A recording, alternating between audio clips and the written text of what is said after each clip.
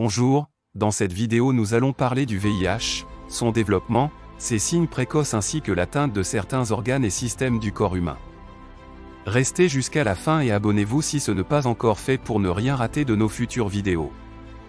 Le VIH, ou virus de l'immunodéficience humaine, est un virus qui attaque le système immunitaire de l'organisme, affaiblissant ainsi sa capacité à lutter contre les infections et les maladies.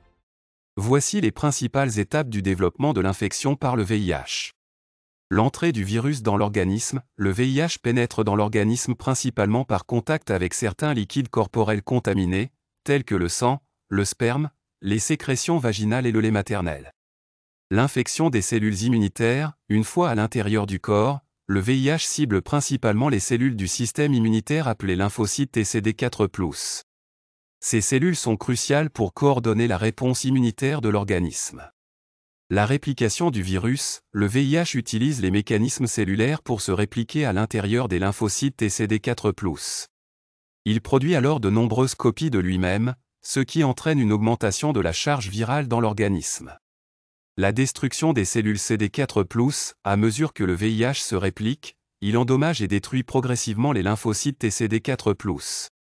Cela affaiblit progressivement le système immunitaire. La baisse du nombre de cellules CD4+, au fil du temps, la quantité de lymphocytes TCD4+ dans le sang diminue. Cela compromet la capacité du système immunitaire à répondre efficacement aux infections. Stade de l'infection. On distingue 3 stades principaux de l'infection par le VIH. Infection aiguë, c'est la phase initiale de l'infection, qui survient peu de temps après la transmission du virus. Les symptômes peuvent ressembler à ceux de la grippe et durent généralement quelques semaines. Phase asymptomatique ou latente, cette phase peut durer de nombreuses années. Pendant cette période, le VIH se multiplie et endommage le système immunitaire, mais les symptômes ne sont pas toujours présents. Le SIDA, syndrome d'immunodéficience acquise. Le SIDA est le stade le plus avancé de l'infection par le VIH. Il survient lorsque le système immunitaire est gravement affaibli et que des infections opportunistes graves ou des cancers peuvent survenir. Les symptômes précoces du VIH, virus de l'immunodéficience humaine, peuvent varier d'une personne à l'autre et certains individus peuvent ne présenter aucun symptôme pendant de nombreuses années. Cependant, voici les signes qui peuvent apparaître dans les premières semaines ou quelques mois suivant l'infection par le VIH. 1. Ulcères buccaux ou génitaux. Des ulcères douloureux peuvent se former dans la bouche ou les organes génitaux. 2. Infections opportunistes. Ces infections se produisent plus fréquemment chez les personnes dont le système immunitaire est affaibli par le VIH. Cela peut inclure des infections comme la candidose buccale, la pneumonie à pneumocystis jirovecii, ou des infections à cytomégalovirus. 3. Candidose récurrente. Les infections alvures, telles que la candidose, peuvent être fréquentes. 4. Perte de poids involontaire. Une perte de poids non intentionnelle peut survenir. 5. Fatigue. Une fatigue importante et inexpliquée peut se manifester. 6. Ganglions lymphatiques enflés. Les ganglions lymphatiques situés dans le cou, les aisselles et l'aine peuvent enfler. Il est important de noter que ces symptômes ne sont pas spécifiques au VIH et peuvent être causés par d'autres infections ou conditions médicales. De plus, de nombreuses personnes infectées par le VIH ne présentent aucun symptôme pendant de nombreuses années. 7. Éruption cutanée. Une éruption cutanée rougeâtre ou tachetée peut apparaître.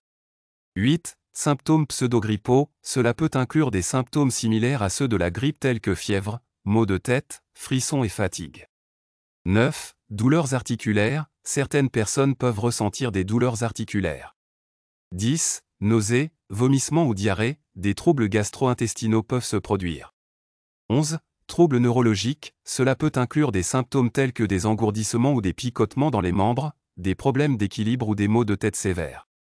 12. Le problème respiratoire. Des difficultés à respirer, une respiration sifflante ou une toux persistante peuvent survenir. 13. Le problème du cuir chevelu. Des conditions telles que la dermatite séboréique ou le psoriasis peuvent affecter le cuir chevelu. Il est important de noter que le VIH peut être contrôlé avec un traitement médical approprié, appelé traitement antirétroviral, TAR, qui aide à supprimer la multiplication du virus et à préserver la santé du système immunitaire. En raison des avancées médicales, de nombreuses personnes vivant avec le VIH peuvent mener une vie normale et en bonne santé lorsqu'elles suivent un traitement régulier et prennent soin de leur santé globale.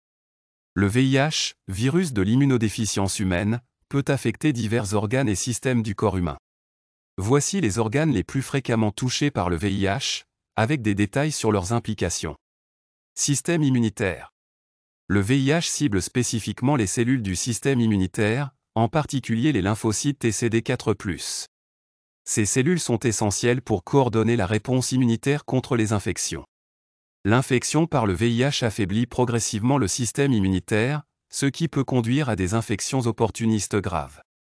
Le système gastro-intestinal. Le tractus gastro-intestinal est souvent affecté par le VIH.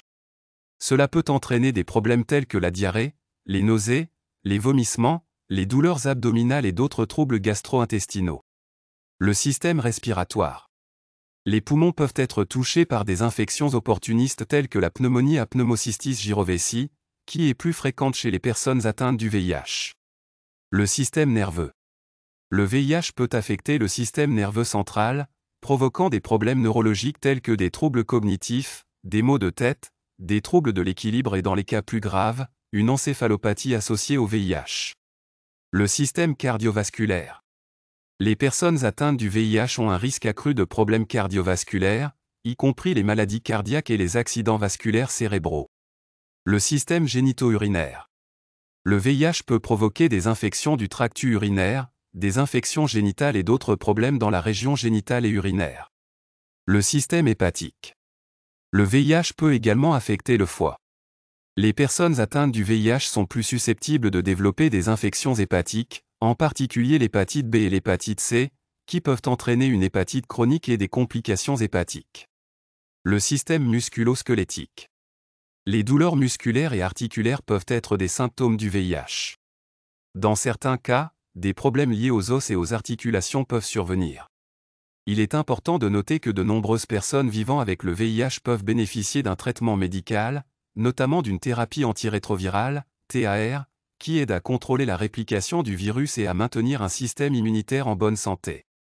Avec un suivi médical régulier et un traitement approprié, de nombreuses personnes peuvent vivre une vie active et en bonne santé malgré l'infection par le VIH.